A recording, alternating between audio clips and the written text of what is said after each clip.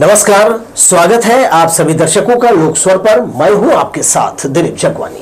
खबरों का सिलसिला शुरू करते हैं हेडलाइंस के साथ।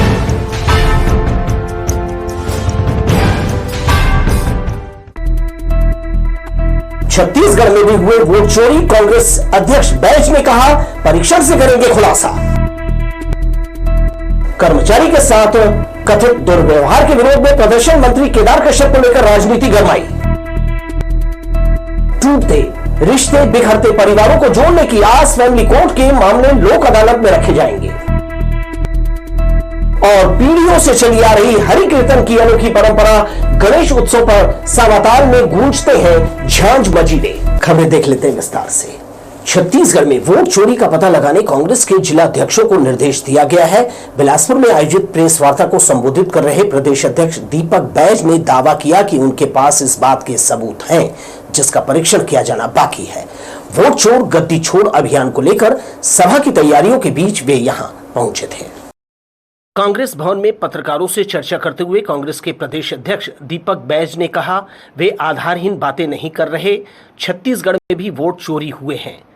पार्टी के सभी जिला अध्यक्षों से कहा है कि वो अपने क्षेत्र के वोटर लिस्ट की जांच करें। उन्हें पूरा संदेह है कि यहां भी वोट चोरी किया है। राहुल गांधी द्वारा उजागर किया गया यह बड़ा मुद्दा है। हमारे पास इसके तथ्य हैं, इसका गहराई से परीक्षण किया जाएगा। महाराष्ट्र में तो 25-25 हजार 6 महीने के अंदर जुड़ गए, वो कैसे? और भारतीय जनता पार्टी के 148 सीट लड़ी, 148 सीटों में जहां 132 सीटें जीती है, उन 132 सीटों में 125,000 से अधिक मतदाता जुड़े हैं। यही तो सबसे बड़ा सवाल है। 9 सितंबर को बिलासपुर में वोट चोर गद्दी छोड़ अभियान के तहत बड़ी सभा होगी जिसे कांग्रेस के राष्ट्रीय महामंत्री सचिन पायलट संबोधित करेंगे। इसी सिलसिले में प्रदेश अध्यक्ष दीपक बैज ने कांग्रेस भवन में प्रेस वार्ता कर इसकी जानकारी दी कि वोट चोर अभियान के तहत सभी वोटर लिस्टों का परीक्षण करें। कहीं छत्तीसगढ़ में भी वोट चोरी हुआ तो नहीं है, और हमें पूरा संदेह है वोट चोरी यहाँ पे भी हुआ है। चाहे वोट चोरी SIR के माध्यम से हो या फिर EVM के माध्यम से हो, किसी न किसी माध्यम से वोट चोरी हुआ और हमारे पास तथ्य है उसके। वोट चोरी जैसे संगीन मामले को मुद्दा बनाकर कांग्रेस इन दिनों मीडिया में छाई है। प्रदेश के सभी जिलों में अभियान चलाकर भाजपा के खिलाफ प्रदर्शन किए जाने की तैयारी है। कैमरामैन सतीश साहू के साथ दिलीप जगवानी, लोकस्वर, बिलासपुर। स्वामी आत्मानंद लाल बहादुर शास्त्री स्कूल के देवकी नंदन दीक्षित भवन में सड़क सुरक्षा जागरूकता पर संभागीय स्पर्धा का आयोजन किया गया जिसमें बड़ी संख्या में छात्र छात्राओं ने हिस्सा लिया। आयोजन का मुख्य उद्देश्य विद्यार्थियों को सड़क सुरक्षा के प्रति जागरूक करना और ट्रैफिक नियमों के पालन के लिए प्रेरित करना था। सड़क सुरक्षा जीवन रक्षा ये विगत 1 महीना से चल रहा है, जो ब्लॉक लेवल से लेकर के अपन जिला स्तर और जिला स्तर से संभाग स्तर। आज जो है 8/9/25 को जिला संभाग स्तर का कार्यक्रम हो रहा है। यहाँ पर से जो बच्चे चयनित होंगे, जो प्रथम आएगा, द्वितीय आएगा, तृतीय आएगा, वो राज्य स्तर पर जाएंगे। जीवन रक्षा ये संभाग स्तरीय जो कार्यक्रम जिला प्रशासन के द्वारा राज्य शासन के निर्देश पर गृह मंत्रालय और शिक्षा विभाग के द्वारा आयोजित किया गया है, बहुत ही बेहतर है क्योंकि बच्चे ही जो आज स्कूल के बच्चे हैं, कॉलेज के बच्चे हैं, यही हमारे ब्रांड एम्बेसडर हैं, वही समाज में जागरूकता लाते हैं। उनके द्वारा और शिक्षकों के द्वारा ये सारी चीज़ें समाज में लाई जाती हैं। निश्चित रूप से इसका प्रभाव बहुत अच्छा पड़ेगा। संभाग स्तरीय सड़क सुरक्षा जीवन रक्षा विषय पर वाद विवाद प्रतियोगिता आयोजित की गई है। ये 4 चरणों में आयोजित की जा रही है ये प्रतियोगिता, और सबसे पहले विद्यालय स्तर पे हुआ, वहाँ से चयनित होकर के विकासखंड स्तर पे हुआ, विकासखंड स्तर से चयनित होकर के जिला स्तर पे हुआ, और जिले स्तर पे चयनित होकर के जो प्रतिभागी प्रथम, द्वितीय और तृतीय स्थान प्राप्त किए, वो आज 8 जिलों के प्रतिभागी यहाँ पर संभाग में उपस्थित हुए हैं। बिलासपुर जिले के सीपत क्षेत्र के ग्राम गुड़ी में साहू कृषि केंद्र के निजी गोदाम से 385 बोरी खाद का भंडारण करते पकड़ा गया। इसकी जानकारी मिलते ही कृषि विभाग में हड़कंप मच गया। बाद में पता चला कि पिछले दिनों अकलतरा पहुंचे रेक से 50 मीट्रिक टन यूरिया व्यापारी मनोज अग्रवाल ने मंगवाया था, जिसमें उन्होंने 25 मीट्रिक टन सीपत के लाइसेंस धारक व्यापारी पवन साहू को बेच दिया। डिलीवरी के दौरान यूरिया की कालाबाजारी करने और अवैध भंडारण की झूठी खबर फैला दी गई। कृषि विभाग के उप संचालक पीडी हथेश्वर ने बताया कि मौके पर पहुंचकर मस्तूरी की सहकारी विस्तार अधिकारी गोधूली वर्मा ने जांच कार्यवाही किया है, जिसमें खरीदी के दस्तावेज देखे। आगे आवश्यक कार्यवाही की जा रही है। किसानों को ऊंची कीमत पर खाद बेचने या अवैध भंडारण से उप संचालक ने इनकार किया है। हालांकि उन्होंने ये भी कहा कि अगर किसी किसान को खाद मिलने में दिक्कत आ रही है तो उन्हें सीपत के साहू कृषि केंद्र से खाद मुहैया कराया जाएगा। लाइसेंसी निजी विक्रेताओं से माल जरूरतमंद किसानों को दिलाने कृषि विभाग को सक्षम अधिकार प्राप्त है। किसानों को शासकीय दर पर विक्रय कराएंगे, इसलिए विक्रय कराएंगे शासकीय दर पे कि अभी समितियों में तो जा रहा है जो खाद उसको दिया जा रहा है परमिट के माध्यम से, प्राइवेट दुकानों में जा रहा है। हो सकता है कहीं काला बाजारी न करें या नाप शनाप रेट में किसानों को वितरण न करें, इस मान से अपन उसको खड़े होकर के हमारे विभाग के आदमी के माध्यम से और वहां किसानों को वितरण कराएंगे। जगदलपुर सर्किट हाउस में चतुर्थ वर्ग कर्मचारी के साथ दुर्व्यवहार के आरोप को लेकर कांग्रेस ने वन मंत्री केदार कश्यप के खिलाफ जमकर प्रदर्शन किया। नगर निगम मुख्यालय के सामने कांग्रेस कार्यकर्ताओं ने मंत्री का पुतला दहन किया और उनके इस्तीफे की मांग को लेकर नारेबाजी की। इस दौरान पुलिस और कार्यकर्ताओं के बीच हल्की झूमाझटकी भी हुई। कांग्रेस नेताओं ने मंत्री के आचरण को लोकतंत्र और जन भावनाओं का अपमान बताया और कहा कि यदि इस्तीफा नहीं दिया गया तो आंदोलन तेज किया जाएगा। वहीं मंत्री केदार कश्यप ने इन आरोपों को पूरी तरह निराधार और भ्रामक प्रचार बताया है। पूरी कांग्रेस पार्टी मुद्दा विहीन है। तरह तरह के भ्रामक प्रचार करने में जिस तरीके से मास्टरी हासिल है, कल सर्किट हाउस को लेकर के जो उन्होंने मनगढ़ंत कहानी बना करके जो सोशल मीडिया के माध्यम से भ्रामक जानकारी लोगों तक पहुंचाने का काम किया, ये कांग्रेस के इस बात को प्रमाणित करता है कि कांग्रेस राजनीति के दृष्टि से किस तरीके से किस हद तक जा सकती है, जबकि ऐसी कोई घटना घटित ही नहीं हुई। कांग्रेस पार्टी मुद्दा विहीन हो चुकी है, इसलिए अनर्गल आरोप लगा करके वो अपना राजनीतिक उल्लू सीधा कर रहे हैं। इधर राष्ट्रीय स्वास्थ्य मिशन की कर्मचारियों की हड़ताल 21वें दिन भी जारी रही। हड़ताल को लेकर रायपुर में स्वास्थ्य विभाग की एक उच्च स्तरीय बैठक किए जाने की जानकारी मिली है। अब हड़ताली वेतन बढ़ाने और नियमितीकरण की मांग पर अड़े हैं। राष्ट्रीय स्वास्थ्य मिशन के कर्मचारियों की हड़ताल को 21 दिन पूरे हो गए। आंदोलन गंभीर दौर में प्रवेश कर गया है। सोमवार को रायपुर में स्वास्थ्य विभाग की एक उच्च स्तरीय बैठक हो रही है, जिसमें स्वास्थ्य कर्मियों की हड़ताल पर चर्चा होगी, क्योंकि राज्य में स्वास्थ्य विभाग की व्यवस्थाएं ठप हो गई है। खासकर ग्रामीण क्षेत्रों में स्वास्थ्य सुविधा का बुरा हाल है। हड़ताली स्वास्थ्यकर्मी बर्खास्तगी की घटना के बाद मांगे पूरी होने पर अड़ गए हैं। राष्ट्रीय स्वास्थ्य मिशन के कर्मचारियों की मांगों पर विचार करने के लिए पहले भी 3 कमेटियों का गठन किया जा चुका है, लेकिन उसका ठोस असर नहीं हुआ। अब तो वेतन और नियमितीकरण मुख्य मुद्दा है। लोकस्वर के लिए कैमरामैन जयेंद्र गोले के साथ किशोर श्रीवास्तव की रिपोर्ट। स्कूल शिक्षा विभाग ने एक बड़ा निर्णय लिया है। विभाग ने आदेश जारी करते हुए स्पष्ट किया कि 31 अगस्त को सेवानिवृत्त होने वाले प्राचार्य अब 30 अप्रैल 2026 तक पद पर बने रहेंगे। यह आदेश उन प्राचार्यों पर लागू होगा जिन्हें जो है पदस्थापना के अगले ही दिन रिटायरमेंट होना था। विभाग ने यह कदम प्रशासनिक व्यवस्था और शिक्षण कार्य की निरंतरता बनाए रखने के उद्देश्य से उठाया है। दरअसल प्रदेश भर में कई प्राचार्य ऐसे थे जिनका कार्यकाल पदस्थापना के अगले दिन समाप्त हो रहा था। इससे स्कूलों के प्रबंधन और शिक्षा व्यवस्था पर असर पड़ने की संभावना है। इसे ध्यान में रखते हुए विभाग ने आदेश जारी कर उनके कार्यकाल को 2 साल और 8 महीने तक बढ़ा दिया। इससे स्कूलों में शिक्षण गतिविधियां सुचारू रूप से चलती रहेंगी।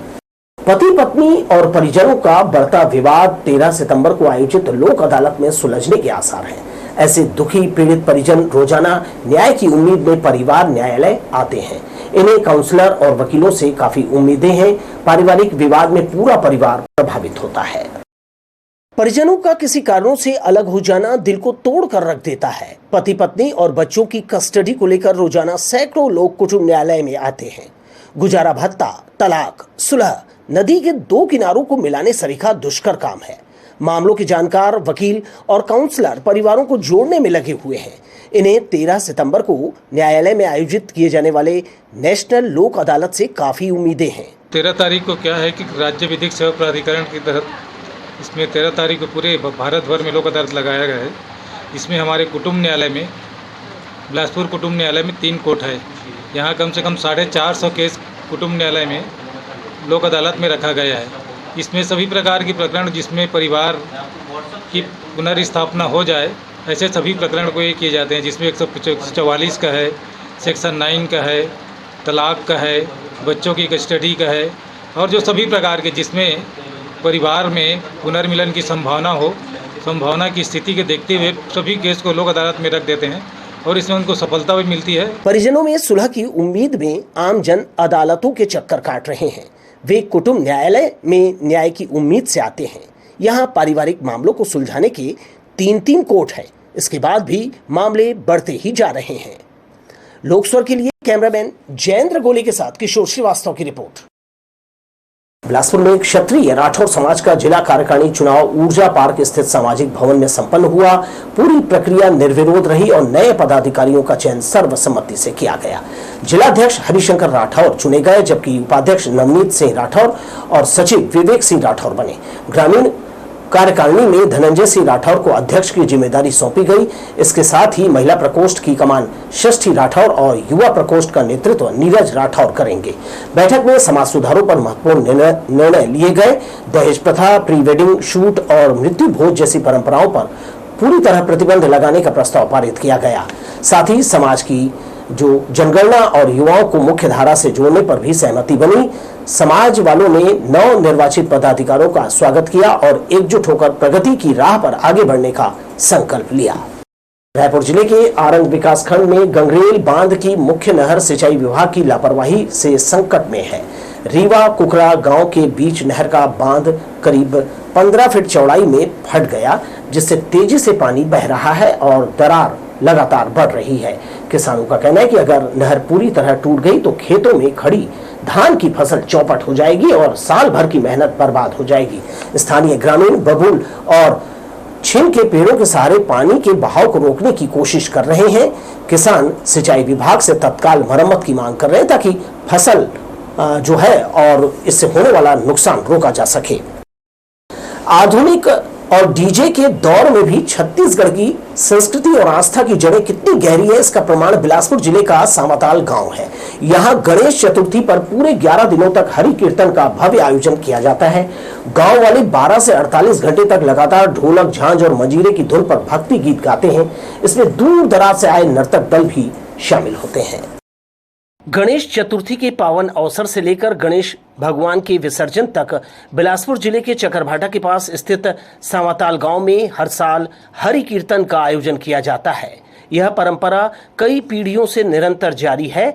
आज भी ग्रामीण इसे बड़ी आस्था और श्रद्धा से निभा रहे हैं।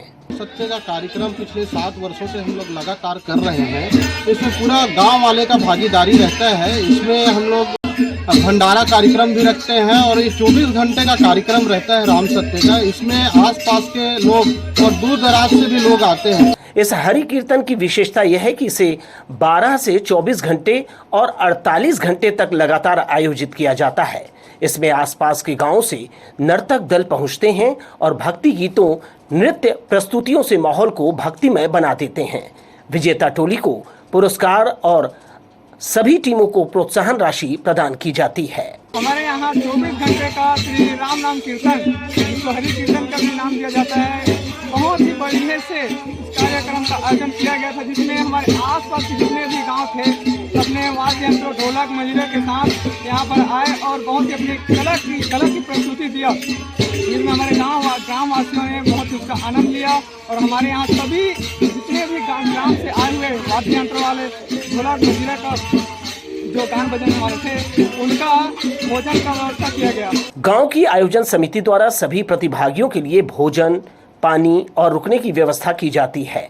गांव वाले बताते हैं कि यह परंपरा गणेशोत्सव की आत्मा है, जो धुमाल के शोरगुल संस्कृति से अलग है। यहाँ भगवान गणेश के विसर्जन तक ढोलक, झांझ और मजीरे की मधुर ध्वनि पर ग्रामीण भक्तिमय गीत गाते, झूमते नाचते हैं।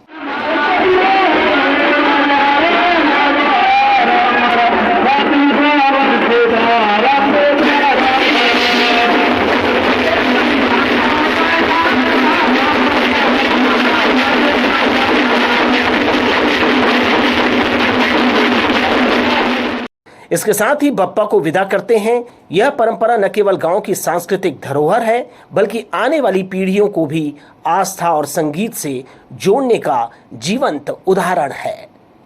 कैमरामैन सतीश साहू के साथ दिलीप जगवानी, लोक स्वर, बिलासपुर। चकरभाटा के वार्ड क्रमांक 7 में एक महिला अफरोज खान ने फांसी लगाकर आत्महत्या कर ली। जानकारी के अनुसार उसकी शादी को 3 साल हुए थे। मायके वालों ने ससुराल पक्ष पर गंभीर आरोप लगाए हैं, जिसमें कहा गया कि अफरोज को दहेज लाने के लिए प्रताड़ित किया जाता था। चकरभाटा पुलिस ने मर्ग कायम कर शव को पोस्टमार्टम के लिए भेज दिया। पुलिस बयान के बाद आगे की कार्यवाही तय करेगी। इस तरह के मामलों में पुलिस जांच और पोस्टमार्टम रिपोर्ट के बाद ही आरोप तय किया जा सकता है। दहेज प्रताड़ना के आरोपों के अलावा दूसरे पहलुओं पर भी पुलिस ने जांच करने का भरोसा दिलाया है। महिला ने अपने पति की प्रताड़ना से तंग आकर पुलिस थाने में शिकायत दर्ज कराई है। महिला का आरोप है कि उसका पति आए दिन शराब के नशे में गाली गलौज और विवाद करता है। मानसिक और शारीरिक रूप से प्रताड़ना का आरोप लगाते हुए महिला चंपा डहरिया ने पुलिस से कहा कि वो अपने पति मोहनलाल के साथ नहीं रहना चाहती और तलाक चाहती है। चकरभाटा पुलिस ने मामले को पारिवारिक और पति पत्नी का आपसी मानकर न्यायालय में जाने की सलाह दी है। फिलहाल FIR दर्ज नहीं किया है। हालांकि ये मामला घरेलू हिंसा की श्रेणी में आ सकता है। बहुत सारा रहने वाला नगारा की शादी हो गए हैं। बहुत सारा मारते पीटते मैं और साथ रहना नहीं। दो मौसम की संधि बेला में अब वायरल फीवर की चपेट में बच्चे भी आ गए हैं। उन्हें दवाइयों के साथ साथ जंक फूड से दूर रहने के लिए कहा जा रहा है। आयुर्वेदिक दवाइयां तेजी से असर तब करती हैं जब परहेज से रहा जाए। आयुर्वेद अस्पताल की OPD में रोजाना बड़ी संख्या में मरीज आ रहे हैं। बरसात की समाप्ति और ठंड के आगमन की संधि बेला में अब बड़े बूढ़ों के साथ बच्चे भी सर्दी खांसी बुखार की चपेट में हैं। उन्हें वातावरण के हिसाब से दवाइयां दी जा रही हैं। बच्चों को चॉकलेट और जंक फूड खाने से परहेज करने के लिए कहा जा रहा है। बच्चों को खान पान में परहेज कराना अभिभावकों के लिए सबसे कठिन काम है।